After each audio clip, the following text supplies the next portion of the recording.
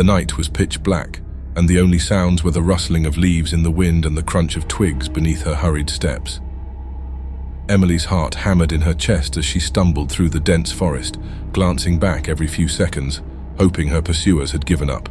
But the faint echoes of their voices and footsteps cutting through the silence proved her hopes futile.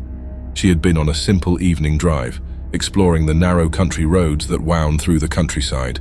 The detour was supposed to be a temporary escape from her hectic city life, but a wrong turn had landed her in a strange, desolate town. She'd been naive to think the quiet was peaceful. It was an illusion, masking something darker. It started when she stopped at a tiny gas station at the edge of town. 3 men watched her as she filled up her car, their eyes unsettlingly fixed on her every move. One of them approached with a smile that didn't reach his eyes, asking her questions that felt less like small talk and more like probing.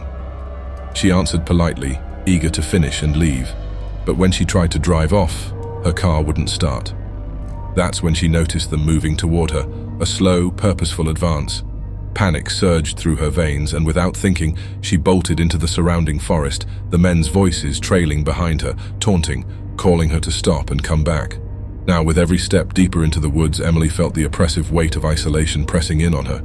She knew she couldn't keep running. She needed a plan, some way to defend herself, or to turn the tables. As she continued through the thick undergrowth, Emily spotted a fallen branch, sturdy and solid. She clutched it in her hands, its rough surface grounding her as she took a shaky breath, waiting. The voices grew louder, and she could make out the shape of one of her pursuers closing in on her from behind the trees. Summoning every ounce of courage, she swung the branch with all her strength as soon as he came into view, catching him across the face. He fell with a yell, clutching his cheek as blood dripped between his fingers. The second man, startled, stopped in his tracks, momentarily taken aback. She screamed, her voice shaking but defiant. But then, something shifted. The look on his face morphed from anger to terror, not at her but at something beyond her. His eyes widened, his mouth falling open as he took a faltering step backward. Emily froze, her heart pounding as she registered the change in his expression. She turned slowly, her breath catching in her throat.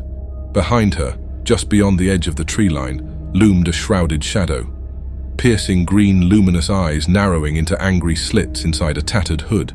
Its outline was grim, as if death itself had come to charge its dues, emerging menacingly from the darkness of the forest. It looked at them in contempt and disgust as it slowly drew a pair of blades that ominously reflected the pale moonlight. She couldn't see its face clearly, but those green eyes on her, a presence so powerful and consuming it made the ground beneath her feel like it was trembling. Fear crept from within her mind. She thought about her life if she never made it out of here alive. Her parents, never finishing college, never seeing her friends again, never being able to marry and have kids. All these possibilities rose up to the surface of her consciousness, and as it did, she could feel the figure getting more powerful, as if it was feeding from it. In a flash, her pursuers turned and ran, their panic-stricken cries echoing as they disappeared into the darkness. The man she had struck scrambled to his feet and fled, leaving Emily alone with the creature. Her legs trembled, the branch slipping from her hand as a chill washed over her. She couldn't move, couldn't scream, her mind numb with a dread that went beyond anything she had felt before. As she stared, paralyzed, the shadow stepped closer, its shroud blotting out what little light remained in the forest. Her vision began to blur, her head growing heavy with a suffocating pressure. The last thing she saw before the darkness claimed her was the creature's green eyes, staring down at her with an intelligence that felt impossibly ancient, as if it had waited for centuries, watching, hunting in the shadows. When she awoke, dawn was breaking, the first rays of light filtering through the trees. She lay alone in the forest, the shadow and her pursuers gone. Yet, as she pushed herself up, trembling and disoriented, she knew that what had happened was not a nightmare. A chilling certainty settled over her. These forests hid something dark and ancient that was not to be trifled with.